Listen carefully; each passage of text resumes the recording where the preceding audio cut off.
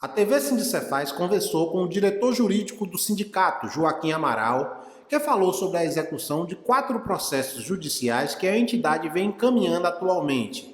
Veja a entrevista na íntegra. Joaquim, eu queria que você conversasse um pouco conosco sobre quais são os processos que hoje estão em fase de execução e que o sindicato está fazendo recolhimento de documentos. Depois a gente detalha cada um deles. Bom, a gente tem hoje 4 processos que são ações coletivas promovidas pelo sindicato que chegaram na fase de execução. A primeira é uma ação de 2002 que diz respeito ao enquadramento no atual plano de carreira, que abrange aí o universo de aposentados e pensionistas. O segundo é um processo do teto constitucional, que é de 2011 e abrange todos os servidores que tiveram estorno em razão do limite constitucional entre 2011 e 2013. O terceiro é um outro processo que também está na fase de execução, que é o CET horas extras dos servidores que trabalham no serviço interno e que têm carga horária maior que 6 horas. A gente já formou 8 grupos desse processo, alguns até já julgados, está indo para precatório já, mas tem muitos outros colégios que ainda não trouxeram documentos. E o quarto e último é uma ação que é de 1990, portanto tem 27 anos, foi feita ainda pelo Sindifaz e que diz respeito ao, também na época lá, um limite do piso, né, na verdade um limite mínimo que o Estado devia obedecer, que era diferente do salário mínimo, que correspondia a 1/20 do maior salário da época, que era o subsídio de secretário. Joaquim, explica pra gente o que é esse processo de enquadramento. Bom, esse processo de enquadramento ele é um reparo que a Justiça mandou fazer no enquadramento que foi feito dos aposentados em 2002, que implicou no rebaixamento na carreira. Uma pessoa que estava, por exemplo, na classe 6 devia estar na 8. Então, esse processo ele mandou corrigir e as pessoas saíram, foram elevadas 2 classes. Isso representou algo em torno de 13% de reajuste no vencimento dessas pessoas. E agora a gente está executando, ou seja, já foi enquadrado, todo mundo já foi colocado na folha essas gratificações. Em 2004, para quem era associado, e em 2006, para quem não era. E agora a gente está fazendo a cobrança do retroativo, né, que vai de 2002 a 2004 ou a 2006, conforme a pessoa tenha sido enquadrada em 2004 ou 2006. Quantas pessoas estão aptas a serem enquadradas nesse processo? Bom, é um número relativamente grande, dá mais de 1.000 pessoas. Né? É verdade que alguns já faleceram nesse período, mas o espólio, os herdeiros, podem reclamar essa diferença eventualmente quem faleceu. Mas hoje a gente ainda tem aí cerca de umas 900 pessoas, talvez, das quais 720 já trouxeram documento ao sindicato e, portanto, ainda tem aí mais de 200 pessoas que ainda não trouxe, ou quase isso, que não trouxe ainda documento. A gente vai disponibilizar essa relação aí para as pessoas saberem quem são. E sobre o processo do teto? Explica o que é esse processo e fala para a gente mais ou menos quem é que pode se beneficiar desse benefício, desse processo. Bom, o processo do teto é uma ação que visou garantir, e como de fato garantiu ao final, a aplicação aqui no estado da Bahia do teto do limite constitucional, como limite constitucional, o teto de desembargador. Porque houve aí, ao longo do tempo, as reformas constitucionais que previram a aplicação de teto de governador. Como a nossa Constituição já previa o teto de desembargador, em 2009, se não estou enganado, houve uma outra emenda que trouxe a possibilidade de ser o teto de desembargador. A Bahia não aplicou e a gente acabou entrando na justiça e garantindo essa aplicação. Então hoje, na verdade, desde 2013, na verdade acho que outubro, novembro de 2013, o Estado já vem cumprindo essa decisão. Mas ficou um retroativo aí que vai de 2011 a 2013. Então, as pessoas que tiveram estorno nesse período, isto é, 2011 a 2013, podem e devem, né, vir ao sindicato trazendo aqui alguns documentos para que a gente possa fazer essa cobrança, fazer essa execução, que na verdade o mérito já foi discutido, é uma execução dessas diferenças. Qual é o universo desse processo? Bom, não é muito fácil definir, porque aí precisaria olhar o contra-cheque de cada pessoa que estornou. Nem todo mundo recebe o teto, o máximo de gratificação. Então, nem todo mundo tem direito a esse processo, porque pode não ter tido estorno durante esse período. Então, é preciso ver se houve ou não estorno para saber se tem ou não direito. Na nossa estimativa, isso deve chegar em torno de 1.500 pessoas aproximadamente, né? Mas, como digo, não dá para a gente definir com muita clareza, a não ser olhando os documentos de cada um. E quantos já entregaram a documentação no sindicato, depois que a entidade solicitou a documentação? Bom, até agora, quase 500 pessoas já trouxeram o documento, né? Então, a gente está aqui num trabalho de mutirão até, para organizar esses documentos, escaneá-los todos, porque agora o processo é eletrônico. Então, a gente tem que transformar tudo isso em documento eletrônico para poder ajuizar esses processos, essas execuções. Vamos mudar de assunto. Vamos falar do processo das 7 horas extra. É outro que o sindicato está executando. Como é que está esse trabalho atualmente? Esse processo, ele é uma outra ação coletiva que trouxe para os associados do Sindicefaz ou para os nossos representados uma vantagem que é 50% a mais de CET. Isso decorrente das horas extras, quem trabalha efetivamente 8 horas. Né? É importante informar que esse processo tem uma dupla execução, vamos chamar assim. Implica numa atualização do contra-cheque da agora para frente. Esse da agora não é de hoje, na verdade era para ter acontecido há mais de 3 anos. E uma conta retroativa que vai de 2006 até hoje, já que o Estado não cumpriu a obrigação de fazer, que é incluir essa vantagem no contra-cheque. Aliás, essa parte essa obrigação de fazer, que a gente chama esse ato de atualizar o contra-cheque, o Estado vem reiteradamente recorrendo e entrando com petições. A última foi dizendo que o Estado não cumpre mais, não tem mais ninguém trabalhando 8 horas.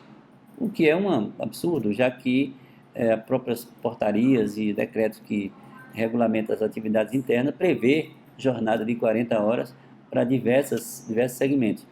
E ratificado, inclusive, com o recente encaminhamento aí à Assembleia Legislativa do projeto de lei, que ainda nem foi votado, mas já está lá sendo discutido pelos deputados, prevendo, regulamentando e trazendo a novidade de que os futuros servidores do Grupo Fisco terão que ter, sim, jornada de 40 horas. Então, esse projeto de lei fixa para o Grupo Fisco, doravante, depois de aprovado, a obrigação de ter uma carga horária de 40 horas, ou seja, 8 horas diárias.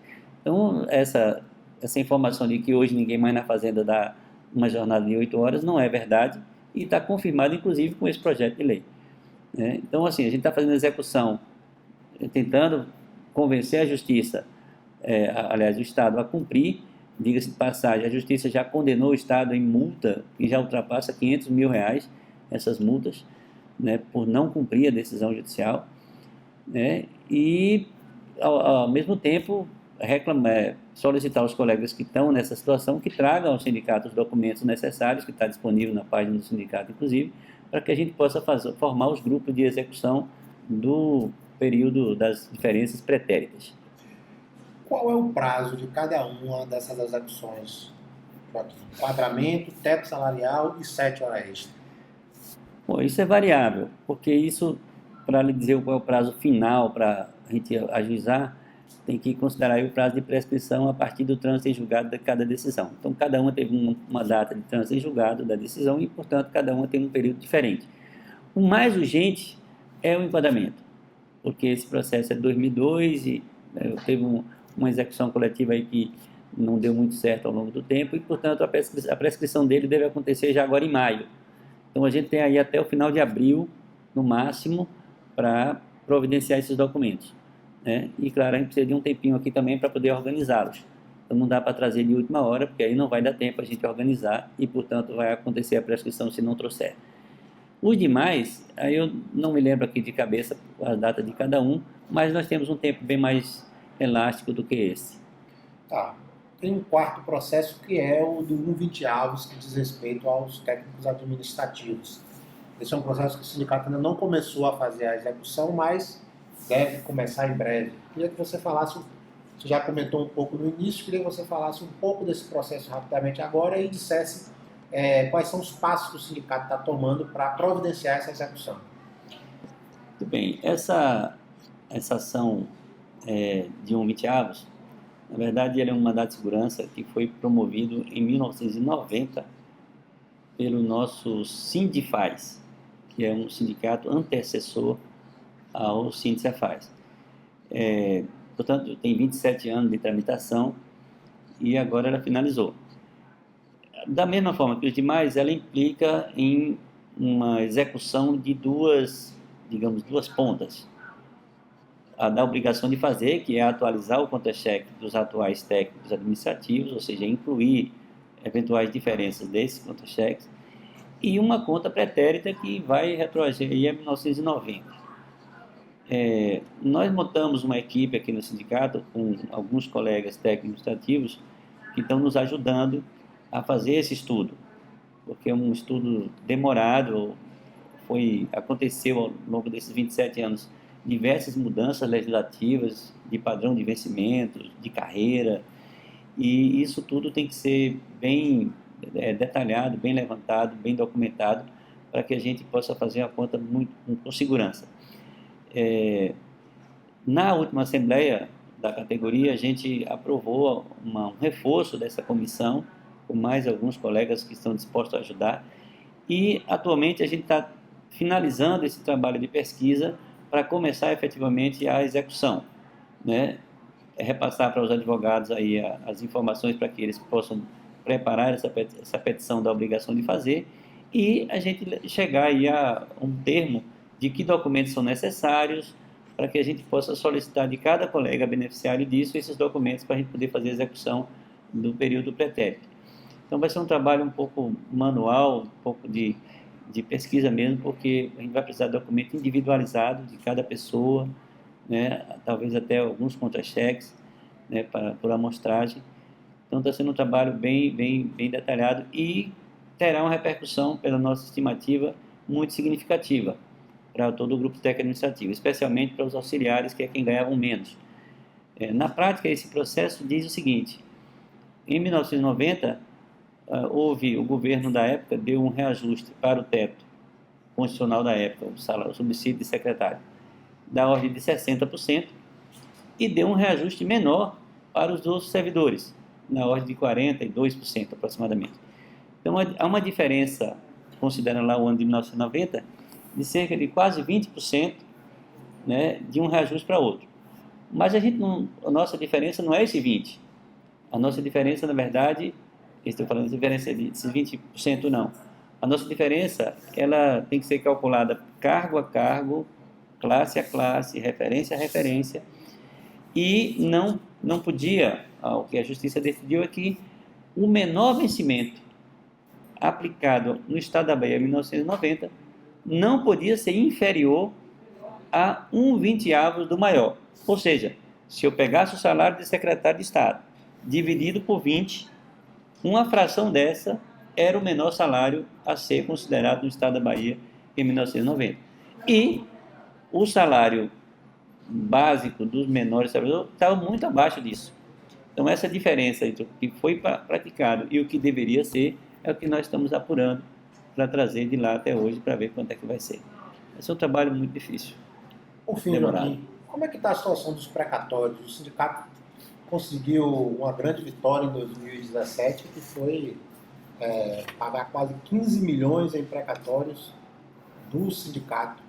E hoje é assim, a organização que tem mais ações em precatório. 1/3 dos precatórios do Estado da Bahia são do Sindicefaz. Então existe aí uma fila de fazendários querendo saber como é que está o pagamento dos precatórios. O que você pode falar sobre esse assunto?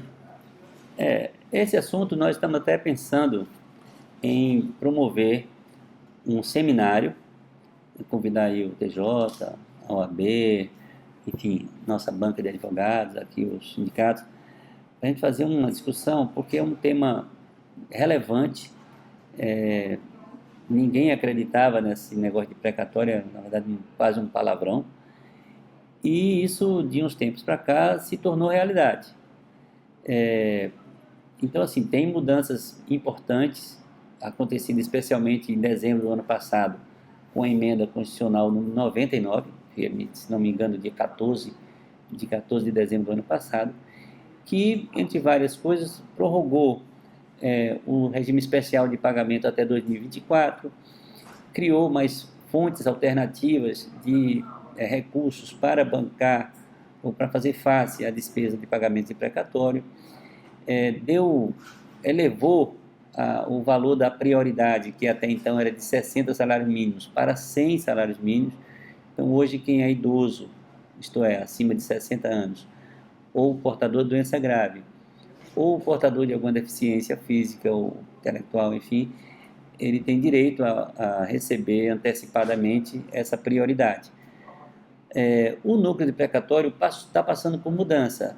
O Tribunal de Justiça tem uma nova direção desde fevereiro deste ano e, por via de consequência, como é um cargo de confiança da presidência, foi mudada também a juíza que respondia, responsável lá pelo setor de precatórios. Então, agora tem um outro juiz, ele chegou naturalmente querendo tomar pé da situação, decretou lá uma inspeção no setor de precatórios que durou mais de um mês, e, segundo ele, agora efetivamente ele tem condições de dar preferência a pagamento da prioridade. Então, tem lá, só do Sindicefaz, pedidos de prioridade, tem para mais de 200, não sei precisar agora, mas seguramente mais de 200 pedidos de prioridade, que serão processados e pagos no decorrer desse ano. Temos também o acordo do ano passado, que foi feito pelos colegas que tenham já precatório formado e inscrito na fila até 2017, e que só foram pagos 10 lotes, isto é, foram 20 pessoas cada lote, não todo mundo do Sindicefaz, claro. E os demais ficaram na fila e que serão processados ao longo desse ano. Então, a gente não tem ainda assim publicado com muita transparência essa relação. Imaginamos que o setor de precatório está preparando essas publicações para divulgar quem é que está no acordo, quem é que tem prioridade, quando é que serão pagas essas prioridades. O compromisso que a gente já obteve do atual coordenador do núcleo é de que ele, de fato, vai dar prioridade ao pagamento das prioridades. E isso já agora, a partir de maio, começa esses pagamentos. Então, espero que a gente tenha aí, para esse ano, atendido a expectativa de vários colegas que estão nessa situação.